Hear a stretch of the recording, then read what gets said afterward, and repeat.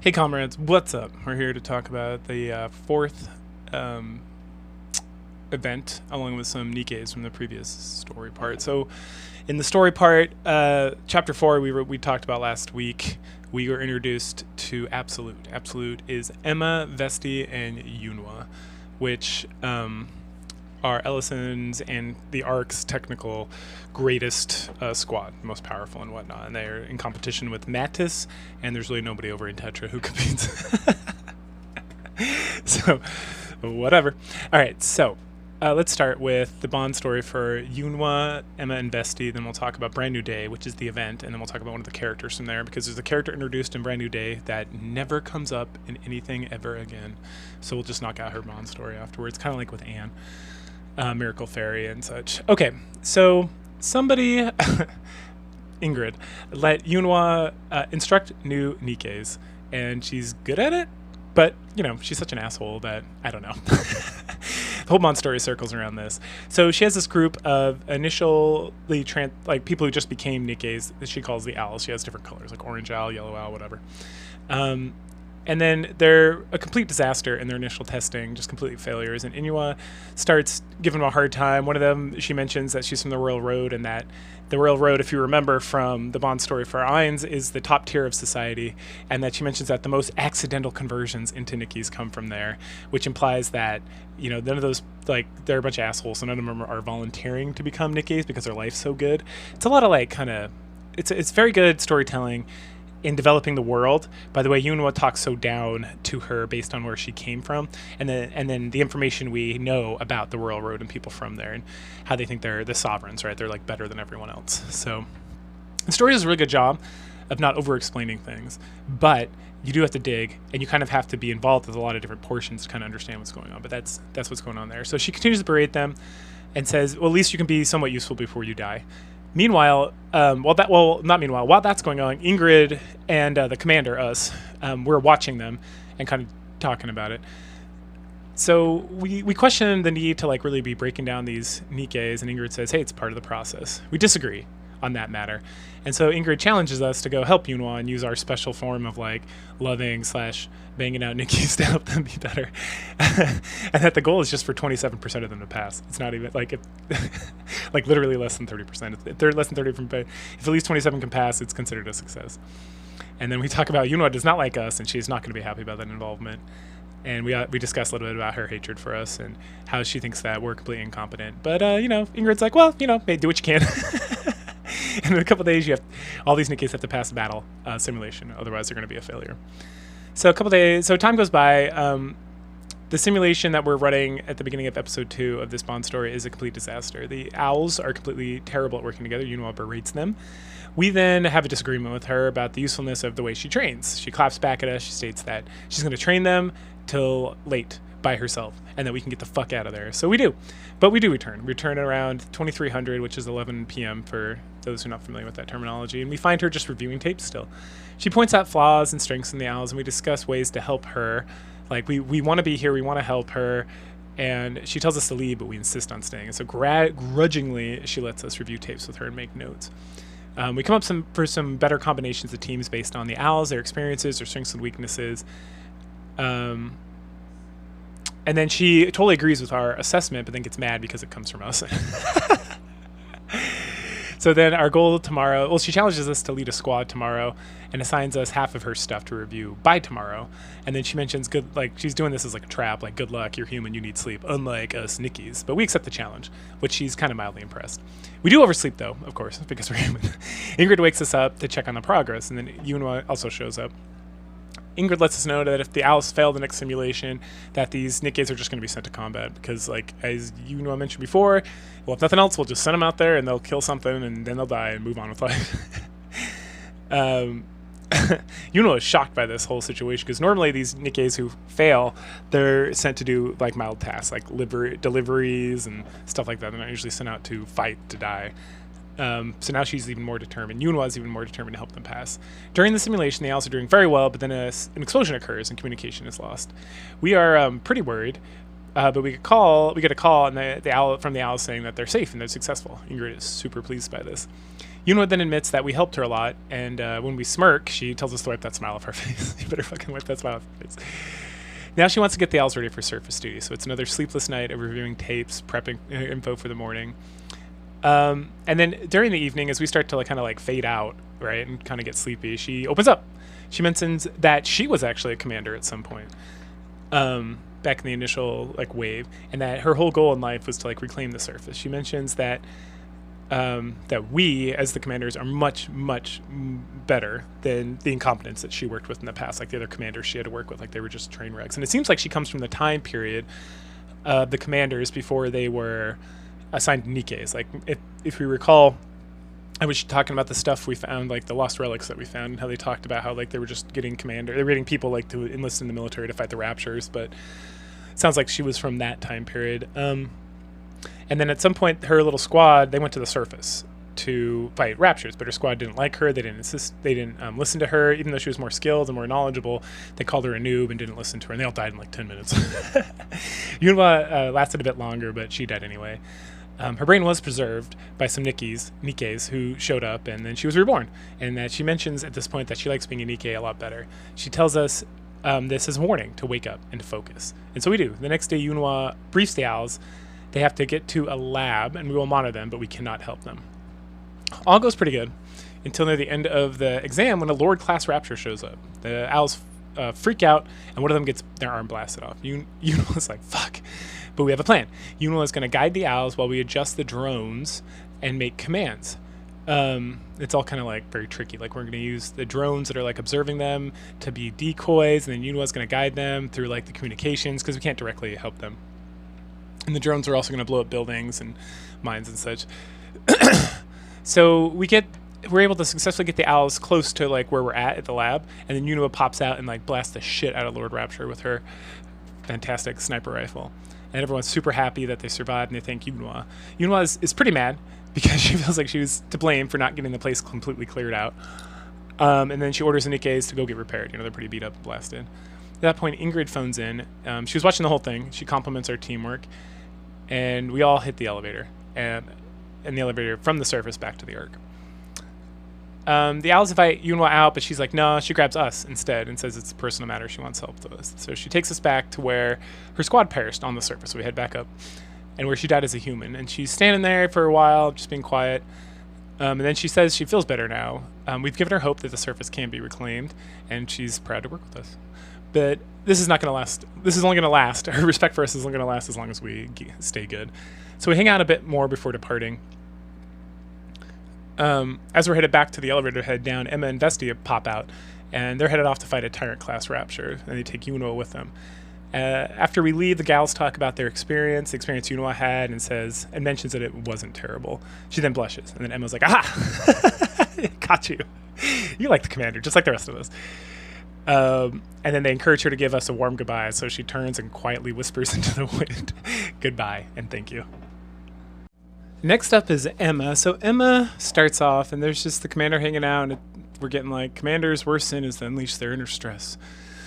And then we as a commander are thinking we have so much from all these, we have so much stress from all these fucking Nikkes, their crazy quirks and all that. We're sore, we're tired from all the abuse we get put through by the CEOs and by everyone else. And at that point, when we receive a message from Sayun that is like, oh, fuck this chick. At that point, Emma comes to visit, as there's a mission plan for Absolute and the counters. Emma notices that we're totally fatigued, and that she wants to give us fatigue-reducing milk. Get your head out of the gutter, fellas. She gives us this juice. It looks super suspect, but we drink it anyway, and it causes us to pass out, as it is horrendous. And that's something to learn about Emma, is that she makes food that is awful, as we talked briefly about in Miracle Fairy. Or, Miracle Fairy. We awaken, and there's something warm and large and squishy right on our face. And that's right, it's her boobs. She's relieved that we feel better, and she encourages us to take better care of ourselves and to call her if we want any more help. We we tell her that we have to take care of the Nikkes and not the other way around, and she says that we can always use her as a lap pillow. Yep, that's where this one's going. After she leaves, we realize we can't move. And so we give up and we just try to get some sleep. Cyan reaches out again and demands we go to the surface. This mission that we go on is some old bullshit. We're getting parts for Mattis, the usual kind of bullshit from her. There's a bunch of raptures, highway class, servant class, along with some lord class. Ainz is pissed. We fight our way through, even though we're outmatched. Nian and Ainz are severely damaged, but they survive. They will take a few days to be repaired, but, you know, it is what it is. Mary, another Nikke that we haven't gotten to yet, but she does like hospital stuff, tells us like, hey, you need to fucking rest, like you're all messed up. But we end up just staying in the recovery center anyway, like waiting for word on Ainz and Neon because we feel bad and we care about them as friends and such. About 7 hours later, Rappy finds us, and then she orders us to go home while she waits for the repairs. At that point, we reach out to Emma, and then we pass out. When we awake, we hear a lullaby. It's Emma. Lap pillow time again. We have a discussion with her. And we talk about how we're driving ourselves so hard because we want to make sure no one else becomes like Marion, going all the way back to chapter 0 and 1. We talk some more about how we treat Nikke so well and how, because of that, they respect us more and fight harder. And she finally talks us into taking a day off before we fall back asleep to our lullaby. So at this point, she takes us to a hotel spring for a full body treatment. Very nice. She also cleared all the raptures that were nearby. So it's not like a... she doesn't take us to a hotel spring. I'm sorry. She takes us to a hot spring out on the surface, but she has gone ahead and like cleared everybody out, right? Because she's like top tier. So when we get our top off, she starts to massage us and spills oil all over herself. Yes, hot tub scene, fellas. She apologizes, but continues. Next, she does our front, which causes us to reveal that we are ticklish, and she loves that. She giggles about it. She finishes up and then discusses how she's been practicing the massaging a lot by doing it on Vesti and Yuna all the time and creating a delicious image.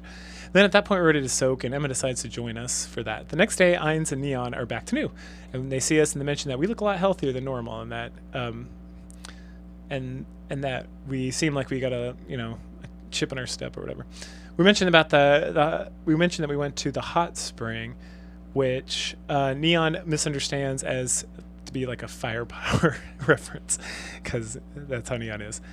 Back in our office, we're catching up on paperwork, and we think about how we wanted to pay Emma back for the massage. So we reach out and contact Emma so that we can give her a massage. So we give her a massage, and we oil her up real good.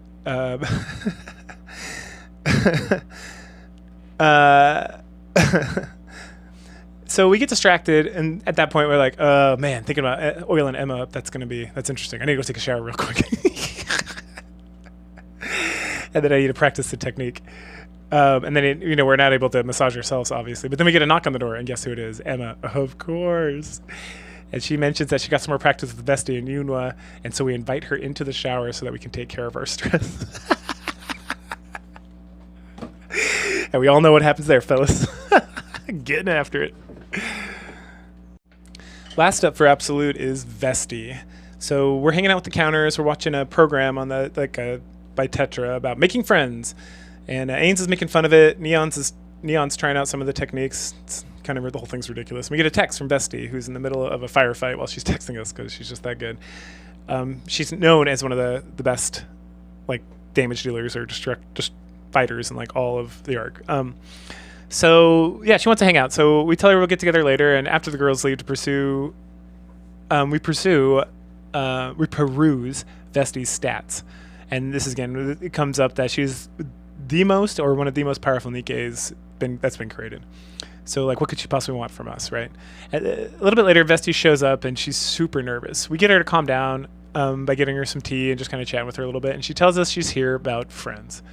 And she mentions that Absolute is like a family, and Rappy is kind of like an old friend, but she wants us to teach her how to make friends because that's a big thing for her. So we pull up the show we were watching earlier, and we kind of watch it, but Vesti's really scared. She won't be able to follow through with the program. And she talks about how decimating raptors is way easier than trying to talk to people. But we were able to convince her to try it. We stay up late and plan what to do the next day. The next day, we're out and about with Vesti, and we're waiting in a cafe for friends, right? Um, and everyone around here is like super concerned, just like the random populace, that Vesti's here because people know who she is because she's one of the best member of Absolute and stuff. And they're like, is there a rapture problem here? What's going on? But she's undeterred. And then the person who shows up, the person we invited to come meet Vesti and try to be friends, is Exia. So then when Exia shows up, she grills Vesti about video games, and then decides that Vesti is a noob. And the game, my understanding is that the game Exia and Maiden are heavily invested in is Final Fantasy XIV. So after Vesti decides that she's a noob, she leaves. This really upsets Vesti, but hey, no, we're gonna try again. So next up is Neon, because they're both kind of wacky and firepower and stuff. So initially they get along very well, but then at some point Vesti makes Neon feel completely inadequate, and so then Neon, feeling bad for herself, she leaves. At that point Vesti begins to cry, being sad that she doesn't know what she's doing wrong, doesn't know what to do, and she runs off. Later on we get hit up by Emma, and is like, hey, Vesti's refusing to leave her room, can you come help? So we head over to where Absolute is and meet up with Emma in front of Vesti's room. Emma gives us the food that is for Vesti, and then we end up knocking, and we get let in, assuring Vesti that Exia and Neon weren't talking about her back, which is something she was super concerned about. At that point, Vesti really opens up. She mentions that when she was human and when she was a child, she was bullied for a stutter that she had, and that because of that, she became very aloof from other children, and that her whole childhood she was kind of aloof, and that people made fun of her, and she got bullied more for that. And then she'd always hoped, and part of the reason she became a Nikke was that she wanted to be surrounded by strong individuals, and she felt like being around all these strong individuals, that it would help her feel more confident and be able to make friends and stuff. But it did not. So we try to comfort her and find a way to what to do with her. We're like out and about, and we run into these old bitches who like bullied her, and they proceed to bully her some more. And Vesti's like, I'm gonna kill these bitches. But we help her restrain herself because we try to help her calm down, and then she finally restrains herself because, quote her, she has no friends, so they're right. And Absolute does not count. And then we mentioned that, like, hey, fuck those bitches. We're friends, and I'm not an Absolute. And she likes this, and then we swear to be good friends forever. A few days later, we're planning a shopping trip as friends, Vesti and us, the commander. And then on this date we go on, we decide to see a movie that Yunhua suggested. Vesti feels like she was tricked because it's a horror movie and she hates horror movies. But it gives us a chance to cuddle so that we can so I can comfort her and, stay for the movie and stuff. We head to the cafe afterwards. And she mentions that she ended up liking the movie a bit more because we were there and we were able to hang out.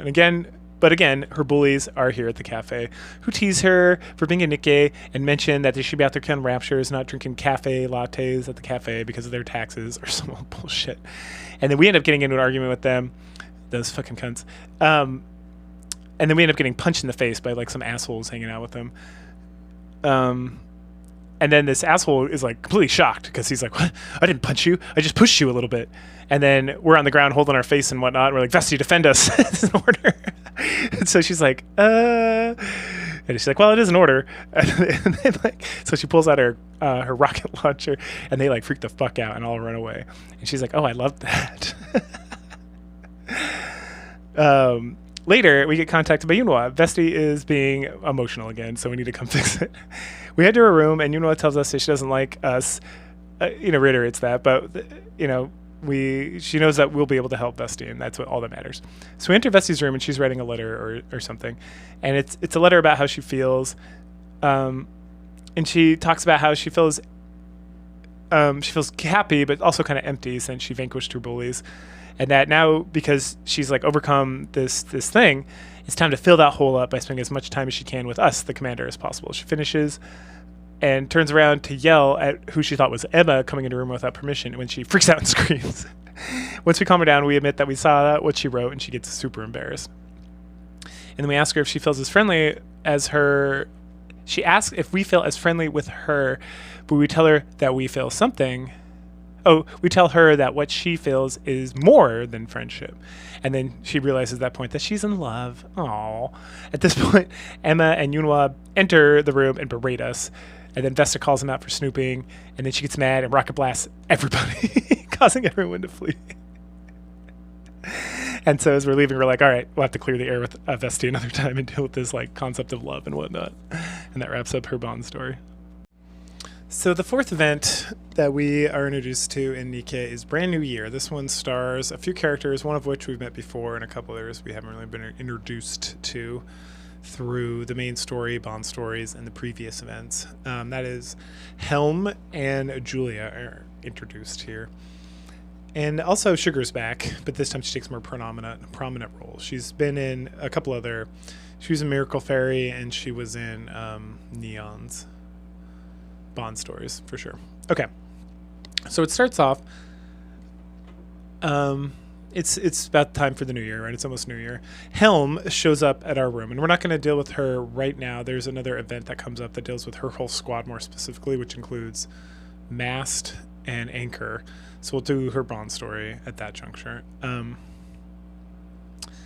she's inviting us to a New Year's party on the Admiry, which is the Nikke ship. They have a Nikke ship in the Ark so that they can have ship stuff.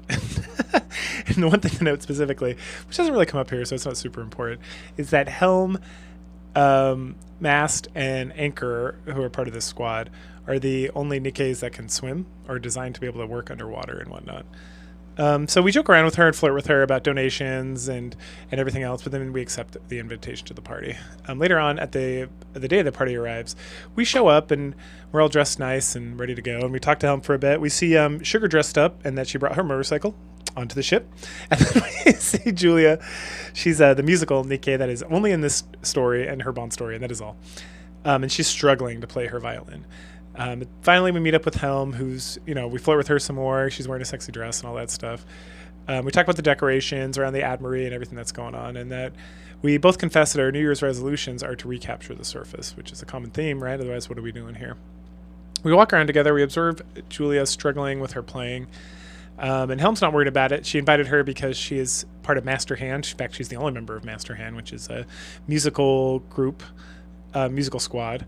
But she's only rehearsing, so Helm feels right about it. Then we meet up with Mast and Anchor, because Mast and Anchor want to let her know that Burning Gum, who's another kind of, so there's Anderson, who's like a deputy.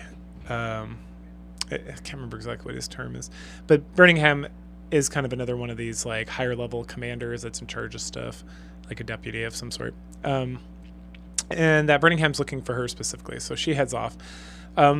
We're eating some food, and the food's super nice in the Admiry here. Like normally you get like the Splendiman and other kind of like not so good food, but this is like kind of like top of the level food here. And so Mast and Anchor are like, well, since we're here anyway, they stuff themselves so much that they get sick and they kind of wander off. At that point, we wander around and we find Sugar harassing people because they don't think sugar coffee is the best. Yep. Get it? Because she's Sugar. And her squad is Milk and Freema. And for those who don't know, Freema is a type of cream. It's like I don't know if it's a Korean word or it's a type of Korean cream.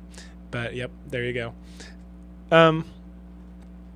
Anyway, so we walk up there and we talk to her about coffee, and we ask about Milk and Freema, and she mentions that, oh yeah, we got one invite to this party, and we all were fighting. Milk and Freema were fighting about it, and then while they were fighting about it, I just took it, got on my motorcycle, and headed the fuck out of there. Good old Sugar. She's so crazy. We just had to hang out with her some more. We tried more coffee. There's like a coffee bar here, and it's some of the best coffee we've ever had. But for Sugar, she's unsatisfied because there's not enough sugar, and she starts fighting with the barista, verbally fighting, about how she needs to add more sugar and how her coffee's good, but it's not the best, and all that kind of stuff. And we're just like, yeah, all right. enough of that bullshit. So we leave Sugar to do that. And we go and find Julia, and Julia's still struggling, and her whole situation is really she needs inspiration, and she's having a hard time being inspired about how to play correctly and all this stuff. And so we help her solve that by giving her encouraging words, and then she plays beautifully.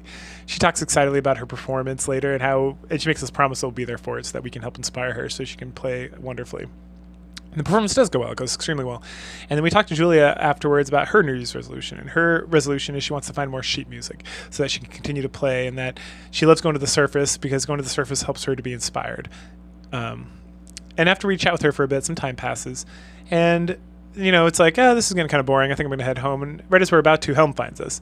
And the deputy director, that's right, the directors, Anderson and Burning Gum, are directors or deputy directors. So the deputy director wants to meet with us. So we head over there, and he gives us the order to go to the surface and recover this there was like a shipment coming in from somewhere, and it got lost on the surface. And specifically, the main reason he wants us to do that is because there's a figurine that his daughter wants.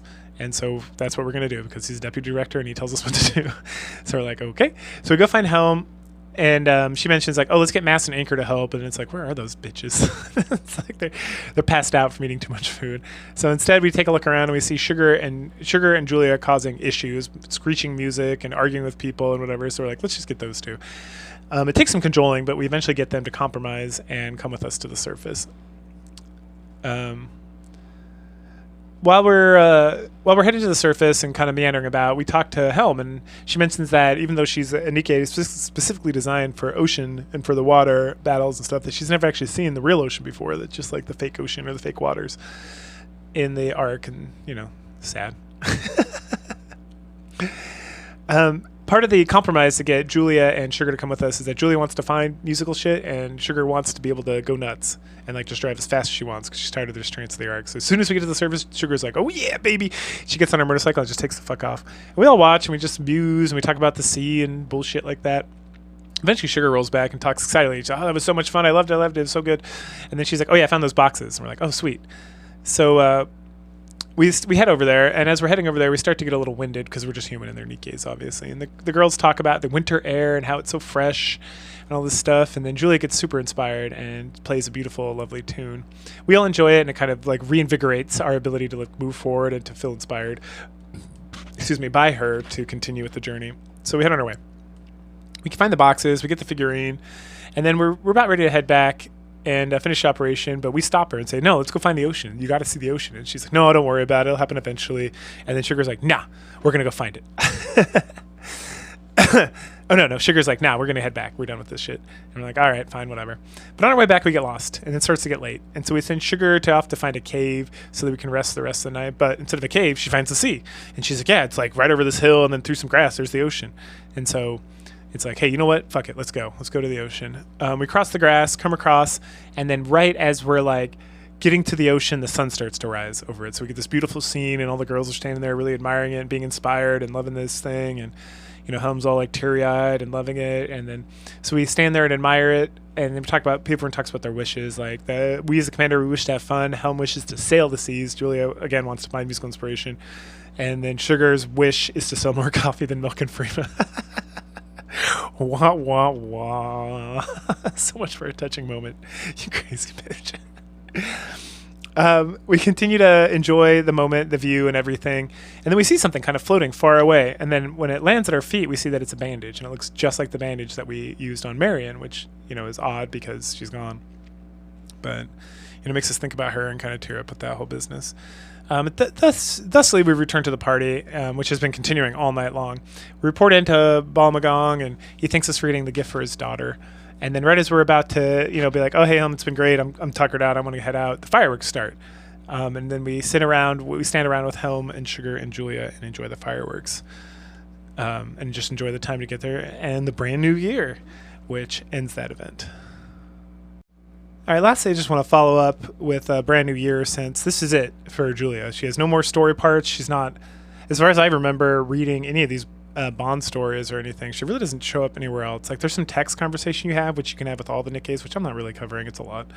It's like cute stuff, but it's not really story. It's more just like flirting with different groups of characters and talking about random stuff. And then there's like in the outpost, there's like buildings, and you get like 5 tickets a week to do like little story events with people based on those things, and they're pretty big, but I think she has a few of those. I don't know, I might get around to covering those eventually. They're kind of just like quirky, like short little snippets of things, but good stuff nonetheless. Just expands the world a bit more and whatnot. But other than that, like, this is it. Like, Julia's got her Bond story, and she's got Brand New Year, and then she's like a dead character at this point. Like, just completely abandoned. So we're going to do that right now, and then we'll wrap up this video. Okay. So at the beginning of Julia's Bond story, we've been assigned to go with the counters and figure out there's like a screeching sound in the alleyways in the arc, and people are scared that there's a ghost or some other crazy bullshit. And that's when Eon thinks it's a ghost. And so Heinz is like, "No, that's small bullshit." But then we hear the screeching, and Heinz like freaks the fuck out. Like, ah! But it turns out it's just Julia. And then when we meet her, we're like, hey, what are you doing? Why are you walking around like a crazy person playing screeching music? And she's like, oh, Mustang, her mentor, told me that I need to go find my bones. And Ians is like, well, you really should just ignore Mustang because it's Mustang and he's crazy. Julia's like, no, I agree with him. She talks about she's been playing music rotely. Like she just finds music and she just plays it exactly, and that she feels like she's missing her inspiration and whatnot. And that's why she's wandering around in the alleyways trying to find her bones and play. And so we're like, okay, how about instead of doing that, you come to the outpost and you can work on it there. That way you're not going to bother any of the residents of the Ark. And she's like, sounds good. So she comes out to the outpost and she ends up playing a lot, like all the time. And the counters come, they text me and be like, please, Lord God, please make this stop. Like, do something about it. So we go check on Julia and she is super thrilled to see us, because of course. And she states that we were summoned by her music because she's kind of crazy. And then we burst her bubble and say that we were here because of nose complaints, which makes her sad. Oh, poor Julia. There's some back and forth about her ability to play and finding her soul and what music actually is, and there's all this stuff, and how she's playing at night and all this stuff. And then she tells us that she wasn't originally, like as a Nikke, she wasn't made to play music. She was made to record music, because the whole concept was when the world was being taken over by raptors and we were losing everything, that certain people were made into Nikkes because they can last a lot longer than human and have storage capacity and all this stuff, so that they're going to keep track of like art, music, different philosophies, books, stories, stuff like that. And so her whole original purpose was to preserve music, but it ended up becoming completely unnecessary because people kept music alive through other means, right? So through like the world did not fall apart so completely that people weren't able to access music on a pretty regular basis. And so it became kind of unnecessary, unfortunately. And so what happened was Sayun, because Julia is actually a missilist, even though her mentor is Mustang, which we'll get to that. Sayun's like, well, you can't do shit, so you're going to be a fighter. So then she became a fighter. At some point on the surface, she mentions that Mustang found her and brought her back to music and took her under his wing and kind of like took her away from Missilus, even though she still falls under that CEO technically. She then questions whether Mustang would still have faith in her despite her ability not to be able to find her bones and to find her inspiration and stuff. And then we point out that Mustang said that she had to find her, that she had to re-find her soul. Because her question is more about like, do you think I ever had it in me in the first place? And we're like, well, yeah. And you think Mustang ever think I had it in me? And we're like, yes, because that's what he said. He said you have to re-find it, not find your soul in music. Which means that she had it, but she lost it, which means she can find it again, and that it is a part of her. We then point out that just playing randomly and walking around, playing at night, all this stuff is not really helping her. And then we say like, hey, all this wandering around playing all this violin is actually making it harder for you to find your soul and find your muse. So then we prohibit her from playing the violin so she can take some time to actually find her music. And that, again, like playing the violin has been hurting her, not helping her in this. And she reluctantly agrees. Time goes by and Rappy is super concerned about Julia. And then Julia walks in right as Rappy's talking about her, and she begs for a chance to play the violin. And then we say no. And then Neon's like, man, she's like an addict. And then we get like a kind of like days go by. So it's like day 2, Julia tries to hide and play the violin. We find her and shut it down. Day 3, we catch her playing air violin and we shut that shit down. Day 4, Julia's again begging to play the violin. She's concerned she will be able to cease to be able to play. And we question her need to be perfect while playing. And then she has an epiphany and she's like, you're right, I don't need to be perfect. And then a few more days go by. So now it's day 7 and she's having like a real rough go. Like she's like, itching for that violin. And Neon's hanging out with her and is like, hey, maybe you should focus on something else, like firepower. And Ainz is like, no. And she shuts that down. But then Julia starts questioning Neon about her interest. And she mentions specifically, which is kind of meta, that Neon's a supporter, right? So in Nikke, there's defenders, attackers, and supporters. Attackers tend to be more focused on doing damage. Defenders tend to be more focused on support. But like having lots of defense or taunting, having lots of HP or ways to mitigate damage, but also some support skills generally, especially the good meta ones. And then supporters tend to be really focused on healing and or boosting attack, boosting defense, kind of supporting essentially. And then what Neon says is that it doesn't matter what she was designed for, that the firepower and increasing firepower and blowing things up and it lights a fire in her soul. And then Julia's like, ooh. So she heads to her room. And when we visit, we discuss her finding inspiration at playing music. Since she's a recorder, we ask her what was the first time that she ever got inspired to play music. And she mentions that when she went to the surface, that's where she first received inspiration that she wanted to play. So we decided to take her there. On the way up, she has a flashback. It goes all the way back to, like, we kind of reiterate this thing that's been hinted at throughout this Bond story, that Sayun is super upset that Julia is just a recorder. She mentions that it's unnecessary, and so she sends her to fight. And when she's heading up to fight, the elevator is packed full of their Nikkes. And then Nikke talks to her, and she says she's scared. This is the first time on the surface, and she hopes they survive. And this is the first time Julia is going to the surface as well. At this point, we reach the surface with Julia, and she talks about playing the violin. And then we find a place, and we watch sunset over some ruins. And this makes Julia feel like super inspired, and she feels like she's found her soul and her bones. And she asks if she is allowed to play, and we allow it. So at that point, she remembers meeting Mustang, and then starts to play a very, very, very beautiful song that we thoroughly enjoy with her. A few days later, Julia has left the outpost. We get a message from Mustang. Julia's out on the surface trying to find inspiration. And we're super concerned for her safety because she can't really fight with the violin. But Mustang says, no, I approved her to travel, but then he tells us where she's at. So we rush off to find her. And then, we get to the surface. We were able to track her down pretty easily.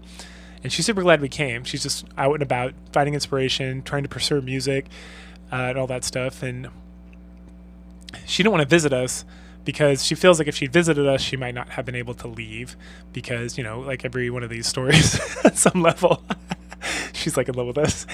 And then she mentioned that she's going to be out here finding music and being inspired and doing what she needs to do, and that she's not afraid to die because she's living the way she wants to live, and that's in the pursuit of music. She then thanks us, and then we get kissy time. Yay! I love Julia.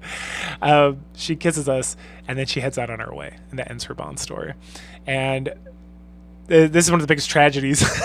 Julia is she's one of the biggest tragedies because she's great. She's quirky and funny, and her model is excellent. And I like the fact that it's music based. There's a whole other squad that's music based that we'll get to eventually, I'm sure. I don't know when though. I don't know if they even have an event based on them, but I'll figure it out at some point. But anyway, and it's just like the classical music concept. And actually, Julia was my main character, my main. So there's, like I said, attackers, supporters, defenders. There's also burst levels. So the burst levels help you do extra damage and activate extra abilities. And there's burst 1, 2, and 3. And Julia was my main burst 3 until I got Laplace up, which is she's more meta. And then I finally got like actual meta Nikkes and built my squad a little bit better using like Scarlet, Black Shadow, and Asuka. But yeah, she was my original 3, and she helped me like cross over this, like there's a barrier when you're leveling up Nikkes where they all level up separately, and then you finally be able to like sync everybody, and you can level everybody up at the same time. So she was able to, because of her, I was able to get to that barrier and cross over, and she helped me get through like half the story mode. So I have a warm place in my spot, in my heart, in my spot where my heart goes. God, stupid, I can't speak English. For Julia, and I was really hoping, because they just released new treasures, that she'd be one of them, but she wasn't. Alas, we got Milk instead for some fucking reason. Whatever. But yeah, she's great. And yeah, it's kind of like a sweetly. She's not really sad at all. Her stuff's not really that dark. It's just like the sweet, inspiring story, and it's good stuff. But yeah, so that's interlude 4. If you're following track with Brand New Year, Absolute, and Julia Bond stories. So go ahead, like, share, subscribe, comment, and I'll catch you guys later.